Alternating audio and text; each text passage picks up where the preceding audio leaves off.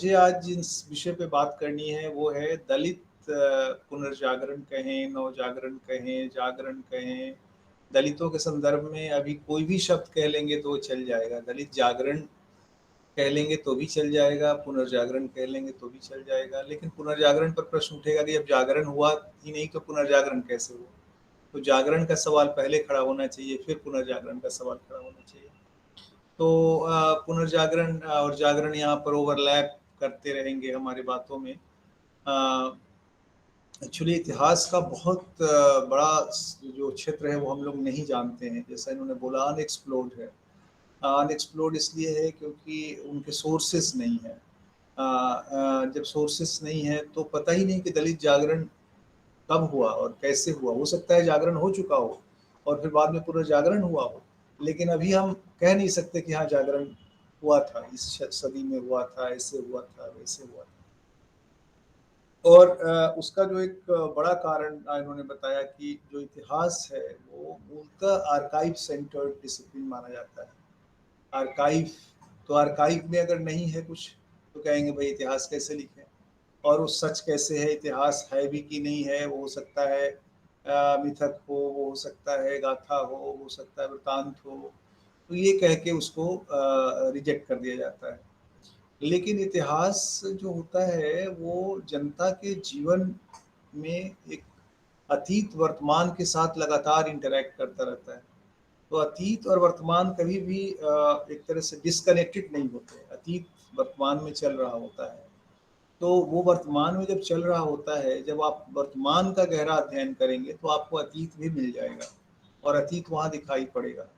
और वर्तमान को समझने के लिए जो लोक जीवन है, लोक स्मृतियाँ हैं, लोक कथाएँ हैं, लोक कहानियाँ हैं, लोगों की बातचीत है। जो गाँव में आप जाएँगे तो जो डीह होते हैं, जो जो ढूह होते हैं, जो वो सब इतिहास अपने आप में संयोजित किए रहते हैं। कोई टीला अगर आपको दिखता है तो उस टीले में कोई इतिहास होगा, लेकिन वो सारे इतिहास अभी अनएक्सप्लोर्ड है। तो ये कहना मुश्किल है कि इतिहास में एक बड़ा भाग क्या रहा है और कैसे रहा है। दूसरा ये है कि दलित जब इतनी बड़ी जनमत थी तो आपको मान के चलना होगा कि ऐसा तो नहीं रहा होगा कि एकदम पैसिव कम्युनिटी रही होगी। इतनी बड़ी जनमत थी तो अगर दबाव भी हो रहा होगा उसमें तो कुछ न कुछ बोल रही होगी, कुछ न कुछ रिएक्ट कर रही होगी। कहीं वाणी से कर रही होगी, कहीं लाठी से कर रही होगी, कहीं किसी न किसी रूप से अपने को अभिव्यक्त कर रही होगी। तो वो जो अभिव्यक्त कर रही होगी वो कहाँ है, और जब तक वो नहीं मिलेगा तब तक आप उसका इतिहास कैसे समझेंगे। तो वो जो अभिव्यक्त कर रही होती है वो उसके लोक संस्कृतियों में मिल रहे होते हैं। और उनकी लोक वृतांत तो आशुतोष शरण अग्रवाल ने बहुत सारा हम लोगों को बताया है कि किस तरह से जो जो ढूह हैं, जो टीले हैं, आर्कियोलॉजी का जो जो का केंद्र क्या होता है, बड़े बड़े टीलों का अध्ययन करते हैं, किलों का अध्ययन करते हैं। लेकिन किलों का अध्ययन तो कर लेते हैं हम टीलों का अध्ययन नहीं करते, और टीलों में ही दलितों का इतिहास छुपा हुआ है। तो मैं इतिहास पर तो जैसे संजीला है उत्तर प्रदेश में, बिजली पासी का किला निकला, रायबरेली के आसपास बहुत सारे ढूह हैं, टीले हैं जिसमें पासी जाति का इतिहास छुपा हुआ है। तो उन सबों को धीरे धीरे निकालने की ज़रूरत है। और मैं तो कहता हूँ कि किसी भी समुदाय के पास उसके अनंत इतिहासकार होने चाहिए। एक इतिहासकार से शायद काम नहीं होगा, बहुत सारे इतिहासकार कम्युनिटी में पैदा होने चाहिए।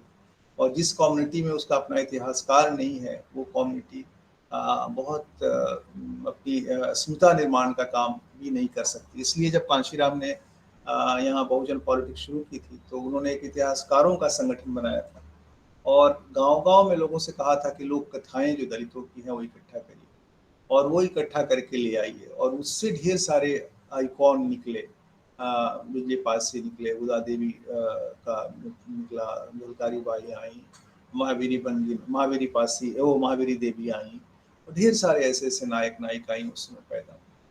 तो वो सारे कहते हैं ना जो लोक आर्काइव, जनता का जो लोक आर्काइव उससे निकलती हैं।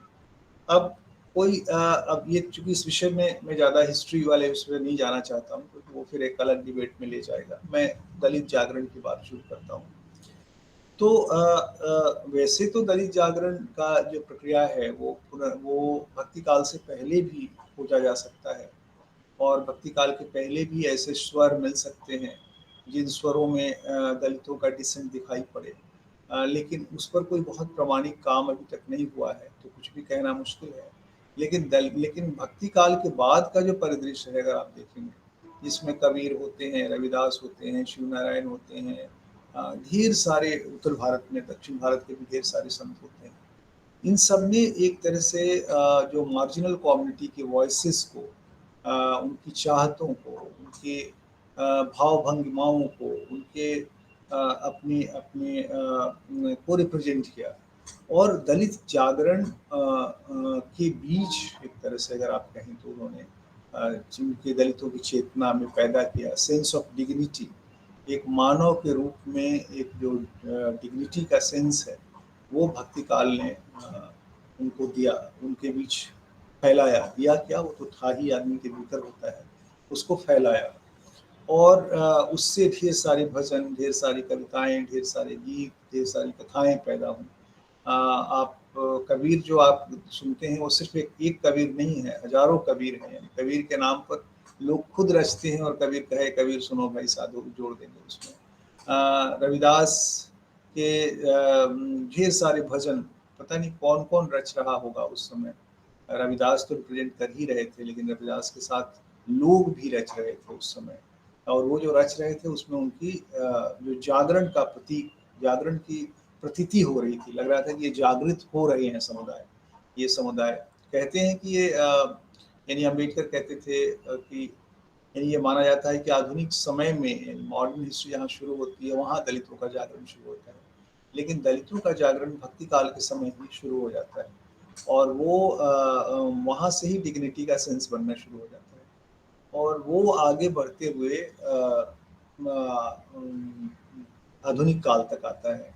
अंग्रेजों के आने के बाद ये हुआ कि मॉडर्निटी के साथ जो हमारा ट्रेडिशन का टकराहट हुआ, उस टकराहट में बहुत सारे जो नए कॉन्फ़िगरेशन दलित जागरण के शुरू हुए। जैसे मैं आपको बताऊं कि एक तो ये है कि दलित जागरण का इतिहास आधुनिक काल में सिर्फ और सीधे अम्बेडकर से जोड़ के छोड़ दिया जाता है, जबकि वो इतनी तरह के लोग काम कर रहे थे दलित जागरण के लिए। हर राज्य का अगर आप हिस्टोरिकल आइकॉन्स या काम करने वाली हिस्ट्री लिखें दलितों की, तो आपको हजारों लोग उस समय काम करते हुए दिखते हैं। खुद अम्बेडकर के समय में भी हजारों लोग काम कर रहे थे।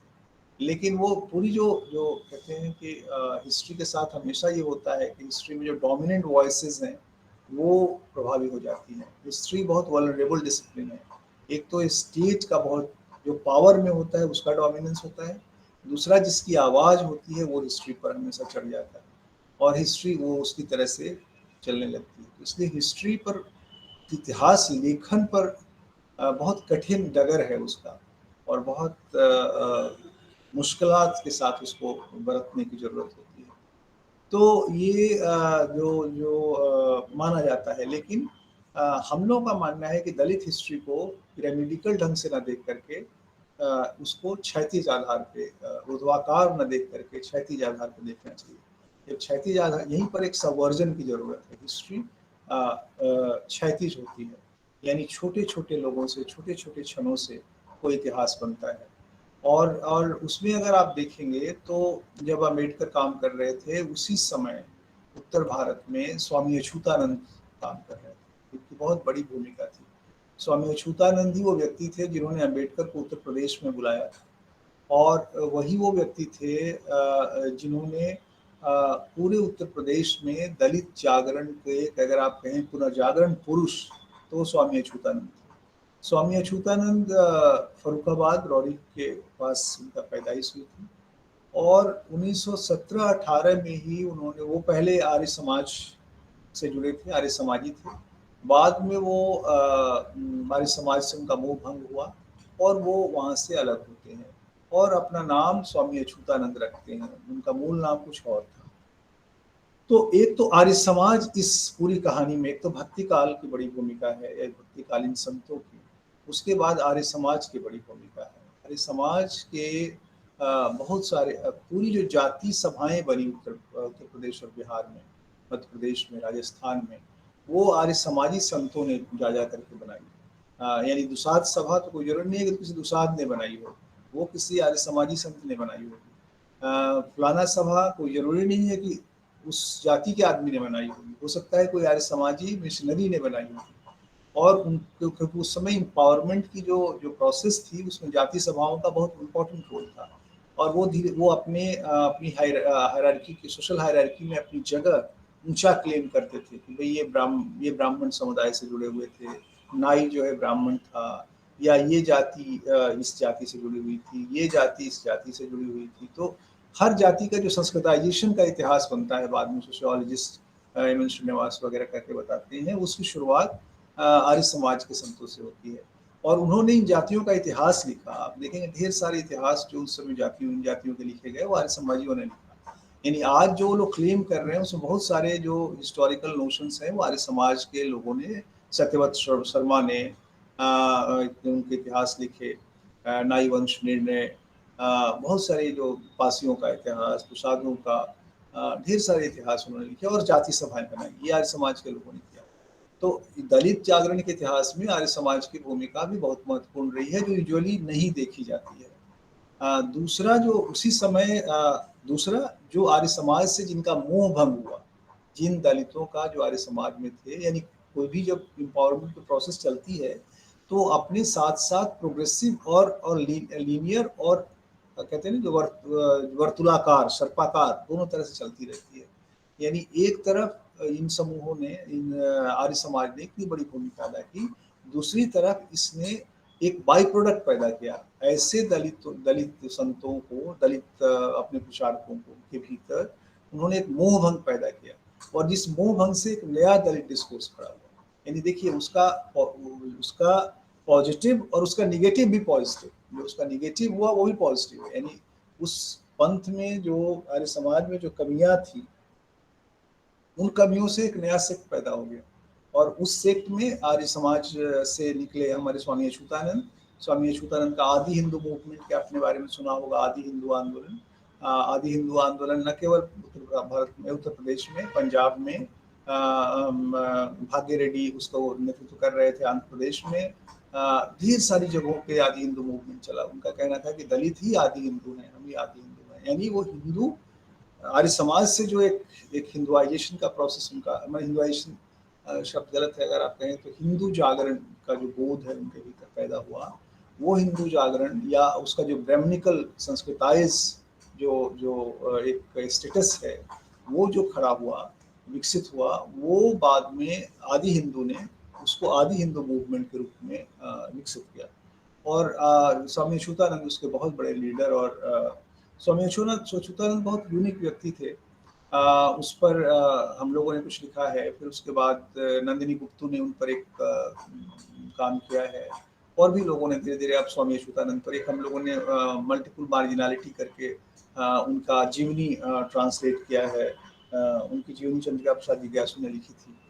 तो स्वामी अच्युतानंद क्यों दलित जागरण पुरुष थे, ये मैं आपको बताना चाहता हूँ कि उन्होंने आदि हिंदू मूवमेंट तो चलाया ही, साथ साथ सबसे पहले दलित पत्रिका, यानी 1917-18 में दलितों का की पत्रिका निकालनी शुरू कर दी। दलित पत्रिका निकालनी शुरू कर दी। साथ साथ उन्होंने कहा कि दलितों के साहित्य को छापने में बड़ी समस्या होती थी, क्योंकि अगर किसी प्रेस में जाएंगे छापने, अगर वो प्रेस सवर्णों के द्वारा चलाया जा रहा होगा तो वो फिर पुलिस को जाकर रिपोर्ट कर देते थे कि इसमें गालियां हमारे लेख की दी गई हैं, हमारा अपमान किया गया है। फिर पुलिस आके उस लेखक को पकड़ लेती थी। तो स्वामी अच्युतानंद ने 1920-22 के आसपास से ही दलितों का अपना प्रेस हो, ये एक अभियान चलाया और दलितों की प्रेस की स्थापना शुरू कर। फिर उन्होंने कहा कि दलितों का अपना पुस्तकालय होना चाहिए, और अशोक पुस्तकालय की स्थापना कानपुर में की, और फिर एक सीरीज ऑफ पुस्तकालय उन्होंने, आप समझिए, आप देखिए उस समय आर्य समाज के प्रभाव में गाँवों में पुस्तकालय खुलते थे, गाँवों में पुस्तकालय होते थे। और फिर स्वामी अच्युतानंद के प्रभाव में भी दलितों के लिए अपने पुस्तकालय होने शुरू हुए। तो ये बहुत बढ़िया दौर था। आज आप देखेंगे वो सारे पुस्तकालय या तो बंद हो गए हैं या उन किताबों की को बेच के चिनिया बादाम खा गए हैं बच्चे, बेच-बेच करके गाँव में। लेकिन एक समय था कि वो हमारे खुद घर में सीताराम पुस्तकालय था, जो हमारे बाबा आर्य समाजी थे, फ्रीडम मूवमेंट के थे, वो चलाते थे। तो उसमें कल्याण के अंक से लेकर के और निराला वो चाँद के पास का पासी अंक और सारी बड़ी-बड़ी पत्रिकाएँ उस समय हम लोगों को बचपन में देखने को ही मिलती थी। हम लोग उस समय उसका महत्व ही नहीं जानते थे। तो ये जो मूवमेंट स्वामी विवेकानंद ने चलाया और स्वामी विवेकानंद ने एक और बड़ा बड़ा मूवमेंट चलाया दलित जागरण के लिए। उन्होंने दलितों में पढ़ने की भूख, यानी कहते हैं ना कि अम्बेडकर ने पढ़ने की भूख पैदा की, पढ़ो लड़ो और संघर्ष करो, यूनाइट हो लड़ो और पढ़ो लड़ो और संघर्ष करो। ये तो था ही, साथ साथ स्वामी विवेकानंद ने ये तो देखिए ऊपर से चला हुआ एक स्लोगन हुआ, लेकिन नीचे के स्तर पर उसको ग्रास रूट लेवल पर स्वामी विवेकानंद जैसे लोग चला रहे थे। उन्होंने एक नारा दिया दलितों के बीच कि दो मुट्ठी कमाओ, एक मुट्ठी खाओ, एक मुट्ठी से अपने बच्चे को पढ़ाओ। यानी दो मुट्ठी चावल अगर कमाते हो तुम, तो उस समय तो बहुत ज्यादा मिलता नहीं था, तो उससे एक मुट्ठी खाओ और एक मुट्ठी एक प्रतीक भी मान सकते हैं आप इसको। हो सकता है दो मुट्ठी नहीं, एक सेर मिलता हो, 2 सेर मिलता हो या 4 किलो मिलता हो। लेकिन उनका कहना है कि आधा खाओ, आधा खर्च करो और आधा से अपने बच्चों को पढ़ाओ। और गांव-गांव में आप समझिए कि उन्होंने दलितों के बीच पढ़ने का, और जो जाटों, जो खुद भी वो जाटों समुदाय से जुड़े हुए थे, जाटों के बहुत बड़े आइकॉन थे वो, और वो लोग बहुत उनको एक रेफरेंस मॉडल मानते थे और उन्होंने अपने घरों में बच्चों को पढ़ाना शुरू किया। यानी आज़ादी के पहले ही जाटों समाज से एक पढ़ा लिखा तबका पैदा होना शुरू हुआ, और वो पैदा होना शुरू हुआ न केवल अम्बेडकर के असर में, बल्कि स्वामी अच्युतानंद के भी असर में। और स्वामी अच्युतानंद को अम्बेडकर बहुत सम्मान देते थे, उनको स्वामी जी कह करके वो लिखते थे, संबोधित करते थे। उनका एक लेटर भी हमारे आर्काइव में है, जो हम लोगों ने यहाँ दलित आर्काइव बनाई है, जो उन्होंने स्वामी अच्युतानंद जी को लिखी है अम्बेडकर जी ने। तो स्वामी अच्युतानंद इस तरह से एक महत्वपूर्ण जागरण पुरुष माने जाते हैं। लेकिन दलित हिस्ट्री जब भी खड़ी होती है तो उसमें उनका कोई महत्व नहीं होता है, उनकी कोई चर्चा नहीं होती है। उसी तरह से तो उस समय उन्होंने दलितों के बीच एक capacity to read and write, पढ़ने और लिखने की क्षमता विकसित की। और साथ साथ उस समय इकोनॉमी में भी उनका इकोनॉमिक जीवन में भी एक बेटरमेंट का दौर आया था। आपको याद होगा कि 1914 फर्स्ट वर्ल्ड वॉर और सेकेंड वर्ल्ड वॉर में चमड़े के बेल्ट की, चमड़े के शूज की मांग बहुत बढ़ गई थी, जूतों की, क्योंकि सैनिकों के लिए उसे खरीद होनी थी, और वो आगरा और कानपुर में बनते थे। और आगरा और कानपुर एक बहुत बड़ा लेदर व्यवसाय का सेंटर था, जो मूलतः जाटो समाज के लोग जिसमें सक्रिय थे। तो उस माध्यम से उस समय उनकी इकोनॉमिकल लाइफ भी उसमें से एक सेक्शन का, जो जिसने अपने को आगरा और कानपुर से सेंटर कर रखा था, जोड़ रखा था, वो काफ़ी एफ्लुएंट हुआ, और उसने अपने बच्चों को भी पढ़ाया, अपनी पॉलिटिक्स विकसित की, स्वामी अच्युतानंद के आदि हिंदू मूवमेंट को फंड किया, उनकी मीटिंग कराई, उनका ये जाब्ता इस पर बहुत एक तरह से उन्होंने उनको मजबूत किया। और आज़ादी आने के पहले ही दलित समूह में एक तबका, पढ़ा लिखा तबका हो चुका था। और वो पढ़ा लिखा तबका एक तो ऐसे हुआ इस सोशल मूवमेंट के कारण, दूसरा हुआ कि जो भी दलितों का एक समूह दो तरह से एम्पावर हुआ। एक जो लाठी वाले, यानी जो मालिकों के करीब था, यानी जिसके पास लाठी थी वो सामंतों का टैक्स कलेक्टर था। जैसे हमारे पासी हैं, बोरैत होते थे, टैक्स कलेक्ट करते थे मालिकों के लिए, मालिकों मतलब सामंतों के लिए। तो सामंत अपनी सुविधाओं में से एक हिस्सा वो अपने जो इस तरह के जो जातियां जो उसके साथ काम करती थी उनको देता था। जैसे कुछ जमीन दे दिया, कुछ जमीन लिख दिया, या उनको उनके बच्चों को पढ़ने में मदद कर दिया, कभी कुछ पैसे का सपोर्ट कर दिया, क्योंकि वो उसके लिए टैक्स कलेक्ट करते थे, वो उसकी रक्षा करते थे, वो उसके लिए लड़ते भी थे, वो उसकी सेना में शामिल होते थे। हर सामंत का एक सेना होता था उस समय, छोटा हो चाहे बड़ा। तो इस तरह से एक एक तो मालिकों के करीब जो था, और दूसरा जो अंग्रेजों के जिसको हम कहते हैं कैंटोनमेंट फिनोमेना, जो कैंटोनमेंट के करीब था, यानी जो कैंटोनमेंट में नौकरी करते थे जो लोग, हमारे जयसवार उत्तर प्रदेश के, जो घोड़े की साइज़ करते थे, जो अंग्रेजी अफ़सरों की, या बूट पॉलिश या ये वाला काम करते थे। वो और जो वाल्मीकि समुदाय के लोग जो स्वीपर के कामों में लगे हुए थे, वो इस तरह के समूह जो हर शहर में आपको पता होगा कि कैंटोनमेंट होता था, जिसमें अंग्रेज साहब रहते थे। उन कैंटोनमेंट में काम करने वाले लोग के बच्चों को पढ़ने में, आगे बढ़ने में अंग्रेजों ने अपनी तरह से मदद की, क्योंकि वो साहब थे, साहब अगर रिकमेंड कर देते थे तो बच्चों का एडमिशन हो जाता था। आपको पता होगा कि दून स्कूल के बोर्ड में एक दलित जाति का प्रतिनिधि होता है। वो और ये एक अंग्रेज जो यहाँ गाजीपुर में थे, उन्होंने ये परंपरा वहाँ शुरू कराई थी। यानी और वो आज भी उनके बच्चों को वहाँ पढ़ना फ्री है, उनके बच्चे वहाँ चाहें तो फ्री पढ़ सकते हैं, एडमिशन उनका ऐसे ही हो जाएगा। तो ये एक जो अंग्रेजों के प्रभाव में भी उन्होंने उनके बच्चों को एडमिशन दिलाने में मदद की, पढ़ने में मदद की। और यही नहीं, उन्होंने कहते हैं जो जो जो पीयर ग्रुप प्रेशर होता है, या पीयर ग्रुप प्रेशर गलत शब्द है, यानी जो इम्पैक्ट होता है कि उस समय अगर अंग्रेजी पढ़ने वालों की सूची छपी थी 1922, 23, 25 में सर्वे हुआ था, उसमें आपको आश्चर्य होगा कि अंग्रेजी बोलने वालों में जाटो और स्वीपर, डोम, ऐसे लोगों के नाम थे, ये अंग्रेजी स्पीकर्स थे। और वो कैसे अंग्रेजी स्पीकर्स हुए, क्योंकि वो कैंटोनमेंट में काम करते थे और वहाँ से साहबों से बात करने के लिए उनको अंग्रेजी सीखनी पड़ती थी, उनको सुन के सीख लेते थे। तो उसको कहते हैं, उसको हम लोग जब इंटरव्यू ले रहे थे ऐसे लोगों का, जो लोग उस समय पुराने लोग जो कैंटोनमेंट में काम करते थे, तो वो कहते थे कि भैया हम लोग गोरौटी इंग्लिश बोलते थे। गोरौटी इंग्लिश मतलब जैसे गोरा बोलते हैं, यानी वो एक्सेंट भी हमारा मतलब वो गोरौटी इंग्लिश था, वो भारत के लोग नहीं बोल सकते, ऐसी अंग्रेजी वो बोलते थे। तो वो एक अच्छा, जब ये समूह तो capacity to aspire, capacity to acquire and politics of representation, ये तीन चीज जागरण के लिए बहुत जरूरी होती है। यानी अच्छे जीवन की कामना, कैपेसिटी टू एस्पायर, हमें अच्छा जीवन मिले, कैपेसिटी टू एक्वायर, अब कामना किया तो उसको एक्वायर करने की शक्ति, और फिर तब पॉलिटिक्स में शेयर। तो हमारी जो दलित समूह का ये जो बड़ा ये तबका था जिसने पहले ही अपने को कैपेसिटी टू एस्पायर प्राप्त कर लिया, स्पेशली जाटो समूह के लोगों को अगर आप देखेंगे तो वो जब आज़ादी मिली और उसके बाद जब ये जो प्रोटेक्टिव डिस्क्रिमिनेशन पॉलिसीज आए, रिजर्वेशंस आए, तो वो एक तबका खड़ा हो गया कि भाई हाँ, yes we are competent, we need, हम उसका फायदा हम ले सकते हैं क्योंकि हम पढ़े लिखे लोग हैं। और उन्होंने कॉम्पीट करना शुरू किया, और वो फिर IAS PCS आप देखेंगे कि फर्स्ट फेज आज़ादी के बाद जब IAS PCS की होती है तो उसमें भी मार्जिनल कम्युनिटी के ढेर सारे लोग आते हैं।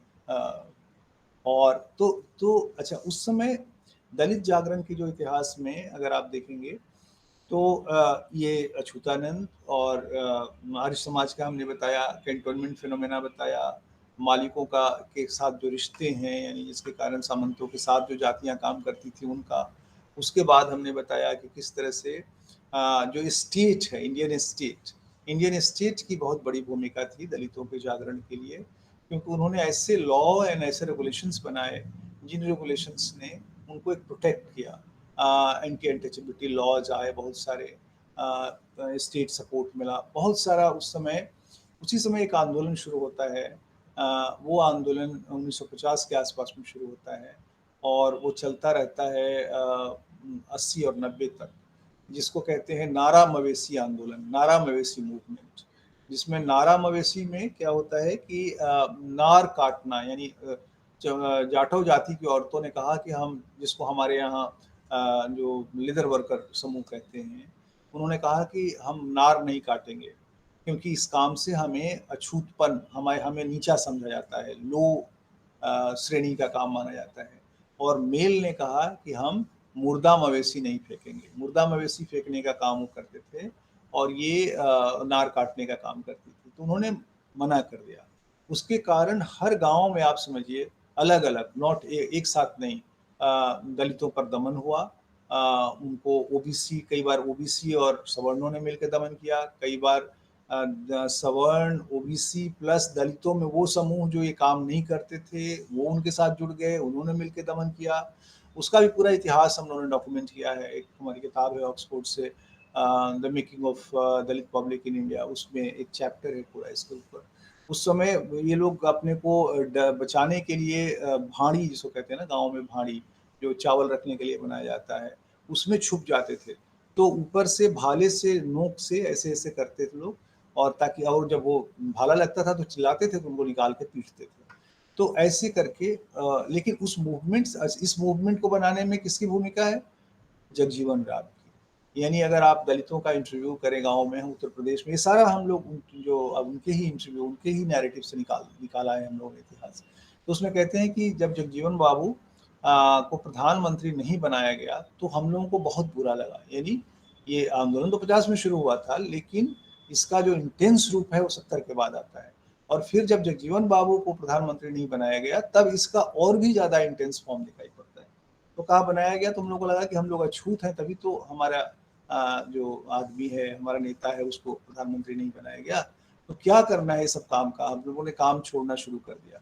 और फिर जहाँ पर नहीं भी था वहाँ पर ये आंदोलन फैलने लगा, और फिर ये लोग शहरों में जाके ढेर सारा काम करने लगे। ब्रिक्स क्लीन लेबरर्स में काम करने लगे, कंस्ट्रक्शंस में काम करने लगे। यानी चॉइस का मल्टीप्लिसिटी, पहले चॉइस एक ही था जो ट्रेडिशनल ऑक्यूपेशन, बाद में उन्होंने अपनी चॉइस को डाइवर्सिफाई किया। तो इस आंदोलन के ने भले ही उसमें दमन हुआ, लेकिन उसने इनको एक नए पढ़ने लिखने, नए तरह के पेशों में जाने की छूट दी। और पता है ये इतिहास छुपा हुआ था, इस इतिहास को अभी तक डॉक्यूमेंट नहीं किया गया था। ये इतिहास न सोशियोलॉजिस्ट ने डॉक्यूमेंट किया है, न हिस्टोरियन ने डॉक्यूमेंट किया है, न सबाल्टर्न ने किया है, न मार्क्सिस्ट ने किया है, किसी ने नहीं किया है। एक आदमी ने किया है एक लाइन में, वो है फणीश्वरनाथ रेणु, जिसने अपने उपन्यास मैला आंचल में एक लाइन लिखा है कि जगेसरा के भतीजा को नेता बना दोगे तो यही होगा ना, वो मुर्दा मवेशी नहीं फेंकेगा। और तो वहाँ उस समय वो डॉक्यूमेंट कर रहे थे ये चीज़ जो बिहार के गांव में उन्होंने ऑब्जर्व किया होगा। और जिन सोशियोलॉजिस्ट ने इंडियन विलेजेस लिखा, भारतीय गाँव में काम किया, उन्होंने भी इस प्रक्रिया को नहीं समझा और नहीं अध्ययन किया। हम लोगों ने अपने काम में इस चीज़ को खोजा। मैंने ही जब ये काम कर रहा था तो मैंने सारा आर्काइव छान डाला, सारा, कहीं कुछ नहीं मिल रहा था। तो अखबारों, अब इसमें फिर दलितों के अपने अखबार जो निकलते थे, काला भारत और ये सब, उससे मदद मिली। इंडियन एक्सप्रेस में एक खबर थी 1970 में, उससे खबर मिला किसी, कैसे हमने ये हिस्ट्री कॉन्स्ट्रक्ट की है। फिर वो जो एफआईआर्स यानी case records, case diaries, high court के जो भी इनको मारा गया, इन पर दमन हुआ, तो वो कोर्ट केस हुए, उसमें पुलिस इन्वॉल्व हुई, एफआईआर हुए। तो उन सबको हम लोगों ने अध्ययन करके इस इतिहास को रिकॉन्स्ट्रक्ट किया। तो ये दलित जागरण का ही एक रूप है कि दलितों ने अपने ऑक्यूपेशन के लिए, कैसा ऑक्यूपेशन चाहिए, अपने को डाइवर्सिफाई करने के लिए, शिक्षित होने के लिए, उत्तर भारत के, ये उत्तर प्रदेश में हुआ, ये बिहार में हुआ, ये मूवमेंट को आगे बढ़ाया। गांधी की बहुत बड़ी भूमिका तो है ही, क्योंकि गांधी ने का जो हरिजन उद्धार का जो पूरा प्रोजेक्ट था, गांधी एंड अम्बेडकर दोनों ही, मैं तो कहता हूँ दोनों ही एक ही सिक्के के दो पहलू हैं।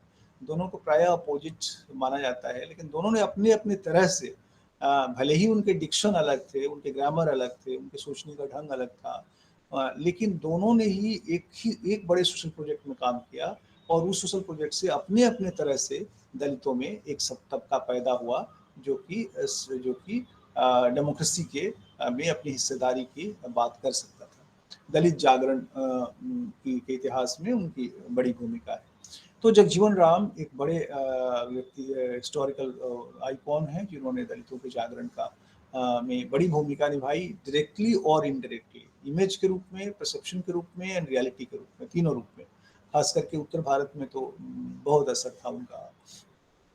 फिर उसके बाद आप आते हैं तो जो जो हमारा बहुजन मूवमेंट शुरू होता है। बहुजन मूवमेंट का एक अपना असर होता है, और वो चलता है। ये इसी बीच में दलित जागरण के इतिहास में आप देखेंगे कि बहुत सारे दलितों के लोक लेखक, जिनको कहते हैं ना चैप बुक राइटर, हम लोग कहते हैं चैप बुक राइटर, पैदा हुए। और वो एक एक किताब, 5-5 रुपए की किताब, 2-2 रुपए की किताब अखबारी कागज पर छपती थी। हम लोगों ने उसका एक पूरा यहाँ पर आर्काइव बनाया है अपने इंस्टीट्यूट में, दलित आर्काइव के नाम से। वो लिखते थे, वो लाखों की तादाद में बिकती, एक एक का 20-20 संस्करण, एक एक संस्करण 10-10 हजार का। हिंदी की और कोई किताब इतनी बिक नहीं सकती है, चाहे वो राजकमल छापे, चाहे वो वाणी छापे, चाहे कोई भी छापे, लेकिन वो बिकती कहाँ, मेला ठेला रैलीज में। तो मैंने अपनी किताब दलित पब्लिक स्फीयर इन इंडिया में इसको इस पूरे प्रोसेस को डॉक्यूमेंट किया है। You तो just Dalit mail Jagran, me. My mail ID is sha@ignou.ac.in. Okay. जी, तो इस तरह से दलित जागरण का में इन इन चैपबुक राइटर्स की बड़ी भूमिका हुई, और उनकी ये छोटी-छोटी बुकलेट पढ़ के लोगों में एक राजनीतिक बोध पैदा हुआ, क्योंकि ये ज़्यादातर बुकलेट इतिहास पर हैं, यानी जातियों के अपने इतिहास पर, जातियों की हिस्सेदारी के सवाल पर। और उनके अपने चेतना मंडप उन्होंने बनाए, अपने छापते थे, अपने बेचते थे, अपना एक पूरा नेटवर्क बनाया। तो एक तरह का ये इसको आप पुनर्जागरण कह सकते हैं। मैं इसको कहता हूँ कि जागरण हुआ, फिर ये पुनर्जागरण की प्रक्रिया शुरू हुई। और ये 60 और 70 के आसपास बहुत सारी, ये सारे जो आपको झलकारी बाई, उदा देवी वगैरह मिलती हैं, ये 60 में 70 में इनके बारे में लिखा जाने लगा था। झलकारी बाई के बारे में पहली बुकलेट कानपुर के एक लेखक भवानी शंकर विशारद ने लिखी थी। और आज चाहे जो भी क्लेम करे कि भाई हमने लिख दिया और हमने लिख दिया, पहली बुकलेट उन्होंने लिखी थी, झलकारी बाई का पहला इतिहास उन्होंने ढूंढा था। और जब कांशीराम ने रिकॉन्स्ट्रक्ट करना शुरू किया दलित आइकॉन्स को, तो उन्होंने भवानी शंकर विशारद की उस किताब से बड़ी सीखी, मदद ली। तो एक तरफ इस तरह से दलित जागरण, और आज जो दलितों में एक जो जो डेमोक्रेटिक कॉन्सियसनेस जगी है, उसमें इन सब की बड़ी भूमिका है। कहते हैं ना, हर बूंद बूंद, अभी कह रहे थे ना, बूंद सत्यकाम जी, बूंद बूंद तालाब बनता है। तो दलितों में जागरण ट्रिकल डाउन इफेक्ट के तहत हुआ है, बूंद बूंद बूंद, धीरे धीरे धीरे धीरे। इसमें स्टेट की भी भूमिका है, जिसमें जो ऑपरेसर है उसकी भी भूमिका है, यानी मालिक जो मारता था वही मदद भी करता था, जो अंग्रेज हमें शासित करता था वही अंग्रेज हमारे उनके बच्चों को पढ़ाने में मदद करता था, जिसके यहाँ वो नौकरी करते थे वो। तो कहते हैं ना कि कोई ऑपरेशर और ऑपरेस्ड में वर्सेस होता है, लेकिन कई बार ओवर एक दूसरे को वो मदद भी करते हैं, और एडजस्टमेंट भी होता है। और प्रायः आपने हमारे क्या होता है, हम लोग जब हिस्ट्री लिखते हैं तो वर्सेस की हिस्ट्री तो लिखते हैं, लेकिन इंटरैक्शन और एडजस्टमेंट की हिस्ट्री नहीं लिखते हैं। और जैसे ही आप लिखेंगे तो कहेंगे अरे भाई ये तो कॉम्प्रोमाइज कर लिया इन्होंने, ये तो उनके पक्ष में चले गए, ये तो इनके पक्ष में चले गए। तो ये, लेकिन ये सोशल प्रोसेसेस की कॉम्प्लेक्सिटीज़ हैं जिन्हें हमें समझना होगा, और नहीं समझेंगे तो हम अन्याय करेंगे इतिहास के साथ और समय के साथ। तो इस तरह से मैंने 45 मिनट बोला, मैं 5 मिनट और बोलूँगा और अपनी बात समाप्त करूँगा। तो इस दलित जागरण, ये दलित जागरण अब है कहाँ? अगर आप पूछें कि अगर इतना भाई आप बता गए 40 मिनट की ऐसा हुआ वैसा हुआ, लेकिन परिणाम में क्या है? परिणाम ये है कि आज आपको दलित समाज बोलता हुआ, असर्ट करता हुआ जो दिख रहा है, नौकरियों में दिख रहा है। जो दलित समाज लोक गीतों में, लोक कथाओं में, अगर आप कहें कि दलित समाज लोक कथा कहाँ है, लोक कथा तो लोक कथा होती है, नहीं। पसियौरा, धोबियौरा, चमरौंधा, जो हर जाति का अपना dance tradition, cultural traditions, song traditions है। और वो उसमें वो एक ही नहीं रहता, वो बदलता रहता है, उसमें सर्शंस भी आते हैं, उसमें रिप्रेजेंटेशन का बोध भी आता है। आप ये मत सोचे कि वो चमरौंधा वही है जो 70 और 50 के आसपास में था।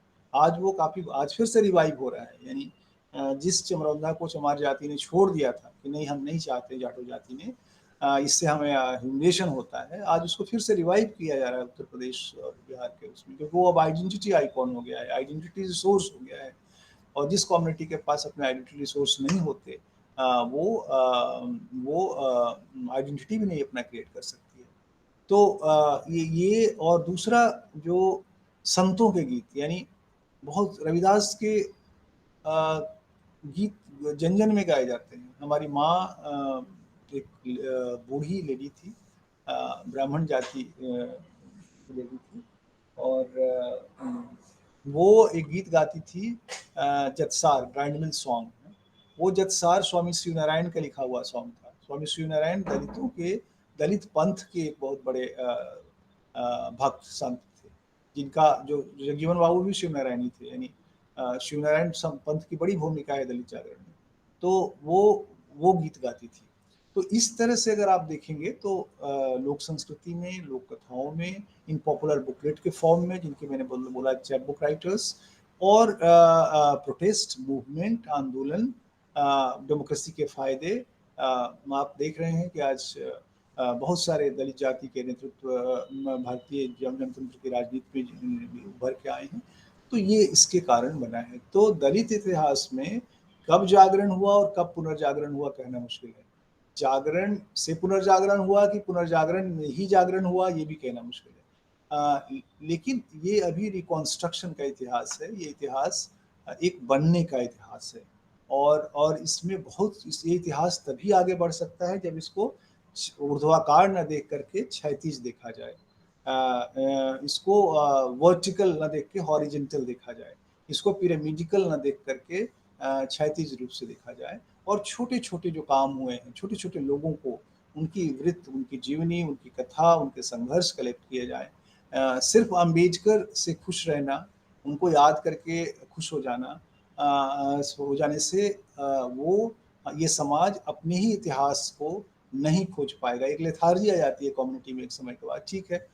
तो लेथार्जी जो होता है वो आपको बहुत सी चीज़ों से वंचित करता है। तो कम्युनिटी असर्शन का मतलब ये है कि आप खूब खोजें अपने बारे में, यानी जहाँ हैं वहीं खोजते रहें। आप जिस गाँव में हैं हो सकता है वहाँ पर कोई बहुत शक्तिवान इतिहास दलित समुदाय का छुपा हुआ हो, जो आपने नहीं ढूँढा हो, हमने नहीं ढूँढा हो। तो ये ढूँढने का काम भी है। तो मुझे लगता है सुशील जी, सत्यकाम जी, मैं यहीं पे अपनी बात समाप्त करूँगा।